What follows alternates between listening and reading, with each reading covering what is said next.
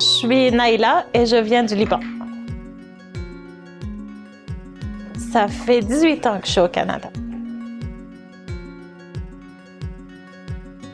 Je suis arrivée en 1999, exactement le 25 décembre 1999, du Liban. Map, or not map, but list of all the events, but it doesn't, I don't see. We don't have it yet. Je suis venue avec mes frères. Quand je suis arrivée, c'était la lune de miel pendant 3-4 mois, puis ensuite de ça, il fallait que je vois où est-ce que je veux m'en aller. J'avais pas terminé mes études, mon secondaire là-bas, donc il fallait que je fasse des cours de rattrapage ici. Donc c'était un peu difficile, j'ai perdu une année parce que je devais tout refaire. So you are from Ottawa? Yeah. Oh, okay, that's Thank you. Okay.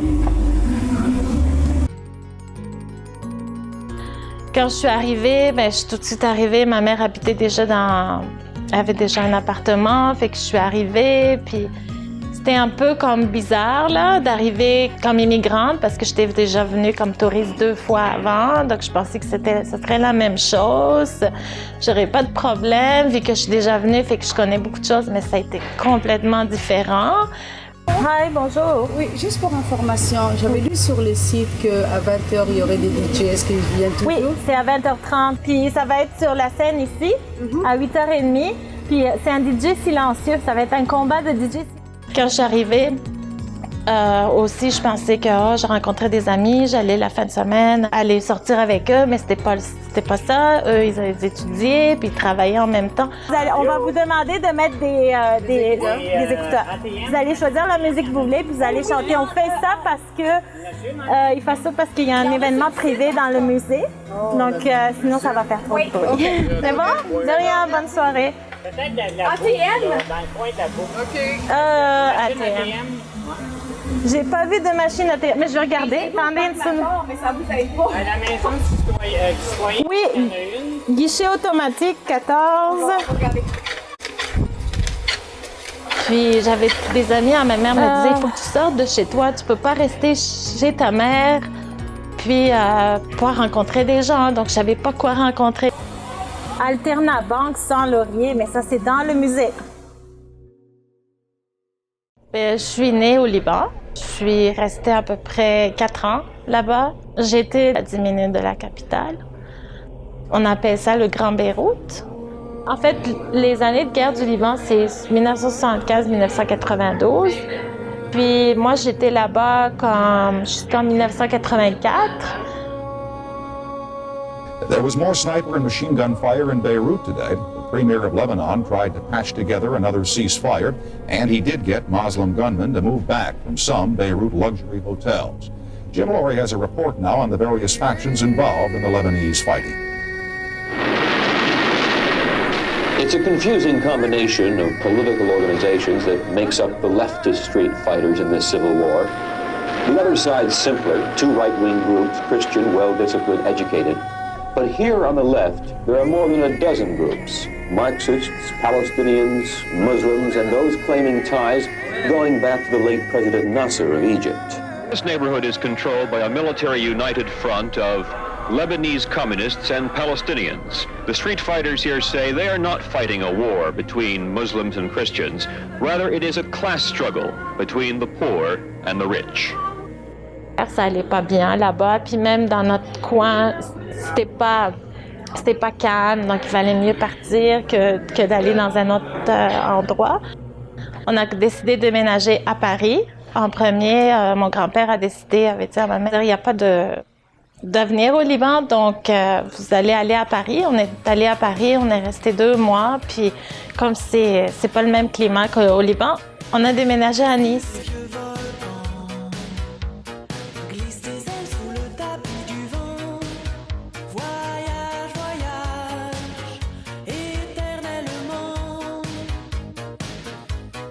Puis on est resté 10 ans à Nice. On était supposé rester 2-3 mois, attendre que les conflits, la guerre se terminent, mais finalement, c'est pas terminé, donc on est resté 10 ans. À Nice, c'était facile parce que j'étais quand même jeune.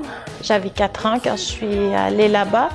Donc, ce qui était difficile, peut-être, c'était à l'école, vu que je venais du Liban directement et j'ai eu des problèmes dans ma première année de primaire. Donc, je pouvais pas suivre la classe, donc il fallait qu'on me donne des cours particuliers. Ma mère est allée m'inscrire chez une orthophoniste pour que je puisse prononcer la langue, au moins connaître la base. Mais finalement, ça n'a pas fonctionné. Puis j'ai essayé tous mes efforts pendant toute l'année. Ma mère a essayé de me mettre encore dans des cours encore plus intensifs, puis en plus de mes cours à l'école.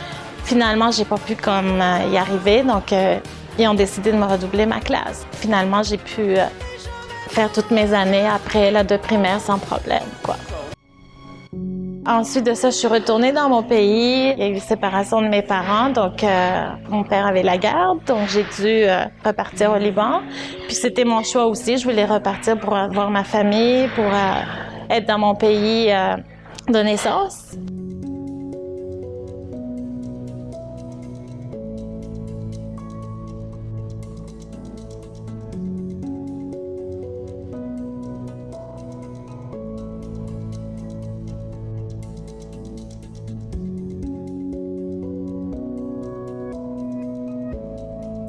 Quand je suis revenue, il y avait encore des conflits, mais c'était plus calme. C'était plutôt au sud ou au nord. C'était toujours dans les frontières entre les deux pays. Mais ce qui se passait, c'est qu'on avait toujours des avions de murs de son, puis on savait pas. Il y avait toujours comme des conflits avec la Syrie et l'Israël, donc on savait pas trop. Donc ça, j'allais à l'école, puis là, je savais pas là si le lendemain j'allais être encore là ou s'il allait arriver quelque chose pendant la salle de classe.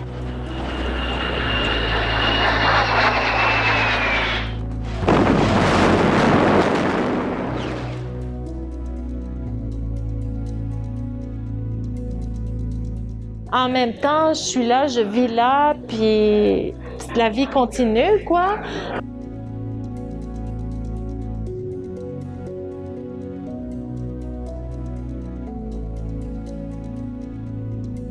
Mais à cause de la langue, l'arabe que j'avais perdu, donc je pouvais pas travailler là-bas, je pouvais pas étudier, même suivre les cours en arabe. Donc j'ai décidé de venir au Canada. C'était une opportunité pour moi, puis que ma mère était déjà ici, immigrante. J'ai eu une lune de miel pendant 3-4 mois, puis ça m'a pris quand même un bon 5 ans pour m'adapter au pays. Là, c'était beaucoup. Puis c'est difficile ici parce que dans mon pays, au Liban, on étudie puis on travaille pas en même temps. Donc là, quand j'arrivais ici, je devais suivre des cours parce qu'on me donnait pas d'équivalence.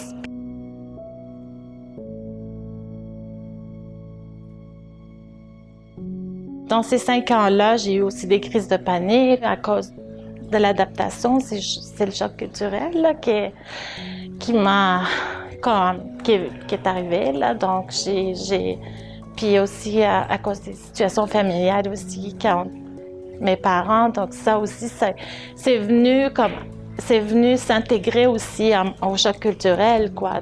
Tout est arrivé en même temps, donc le changement de pays, donc ça a fait que j'ai fait comme une crise de panique à un moment donné. Une chance que j'avais ma mère, une chance que j'avais mes frères, puis dans ce temps-là, j'avais pas encore des amis. Donc, ça m'a quand même aidé, là, le fait d'avoir de la famille ici, parce que j'ai rencontré des immigrantes dans l'association des familles immigrantes qui n'avaient pas de famille ici, donc c'était pour eux compliqué de s'intégrer. Puis comme je connais la langue, je connais le français et l'anglais, donc c'était pas une barrière pour moi non plus venir ici. Alors que bon, il y a plusieurs personnes qui devaient passer par la francisation, c'était pas mon cas. Donc j'ai quand même eu des avantages d'être ici, puis ça là, puis je sais maintenant que si je rencontre des immigrants qui viennent d'arriver, là, je peux leur raconter mon expérience aussi, puis les aider parce que je me suis fait aider, donc je peux les aider aussi. Bien, en fait, mon premier bénévolat que j'ai fait ici, c'était avec Patrimoine canadien. Je suis allée à une bibliothèque où j'habitais à Hall, puis j'ai vu qu'il y avait une annonce que la CCN cherchait des bénévoles. Donc, j'ai tout de suite appelé. Je suis allée au centre des bénévoles. On m'a fait une entrevue. Puis ensuite de ça, j'ai commencé en 2002. Donc, il y avait plein d'activités, comme j'étais bénévole à la Fête du Canada, à Val-de-Neige. J'étais bénévole pour plusieurs festivals, le Festival des Tulipes. Il y avait le Blues Fest, plusieurs festivals dans la région. Faire du bénévolat là-bas, je pense que c'est ma deuxième famille. J'adore ça, là, puis je vais continuer à en faire encore. Même si j'ai eu mon 15e anniversaire, je vais en faire jusqu'à 30-35 ans peut-être.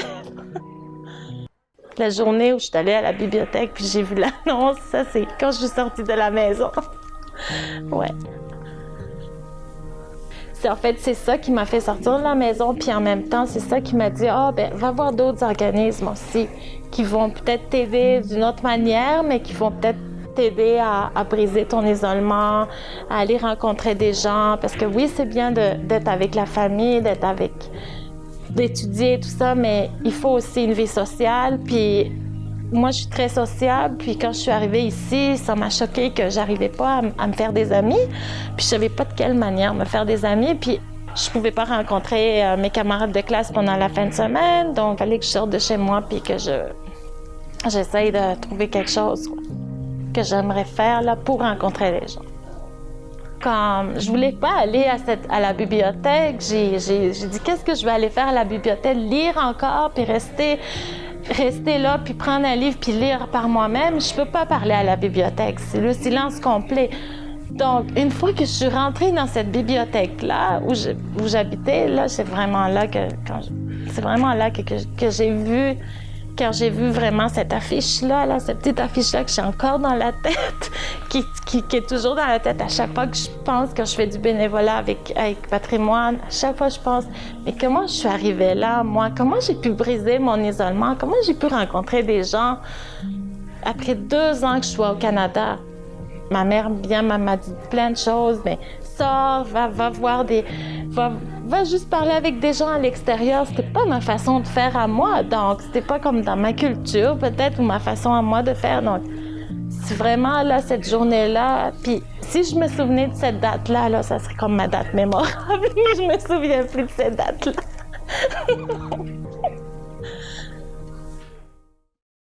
Aussi, je suis bénévole avec Ottawa 2017. Qui est un organisme juste pour les activités du 150e. J'ai fait plusieurs événements, j'ai fait Continuum, le Red Crash Pool Ice, puis d'autres événements aussi. Bien, en fait, moi, pourquoi je me suis inscrite comme bénévole en 2002, c'est parce que c'est aussi pour connaître des gens, pour me sentir comme accueillie comme immigrante dans la société canadienne, pour montrer que, oui, nous, les immigrants, on a notre place dans ce pays-là, puis c'est un pays, en fait, si on en pense, c'est un pays d'immigrants ici. Les seuls qui ne sont pas immigrants, c'est les Autochtones, c'est les Inuits et en plus. Donc, c'est une bonne façon pour briser l'isolement aussi, puis aider sa communauté aussi, là.